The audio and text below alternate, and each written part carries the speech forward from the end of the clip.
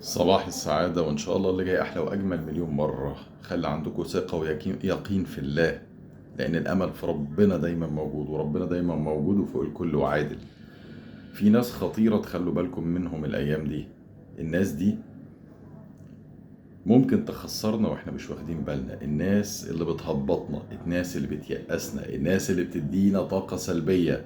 يعني هي المقاطعة دي هي اللي هتفرق معاهم؟ يعني هو الشير والكلمتين اللي كتبتهم على الفيسبوك دول اللي هيفرقوا معاهم؟ هيفرقوا معاهم. اوعى تستهون بقوتك كواحد مقاطع بيمنع فلوس عن كيانات بتدعم كيانات بتدمر اخواتنا. اوعى تستهون بالشير، باللايك، بالفيديو اللي بتعمله، بالكلمة اللي بتكتبها على اي منصة من منصات التواصل الاجتماعي. صدقني الكلمة بتفرق، الكلمة بتفرق. واللي عايز يفهم قوة الكلمة يخش يقرأ الأبيات بتاعت معنى الكلمة في قصة الحسين شهيدا. هتفهم قد ايه الكلمة مهمة. اوعى تستهون بقوتك، بالفلوس اللي بتمنعها، بمقاطعتك، بكلمتك. اوعى تتعود على المشهد، اوعى تزهق، اوعى تمل، وان شاء الله ربنا هينصرنا. صباح السعادة.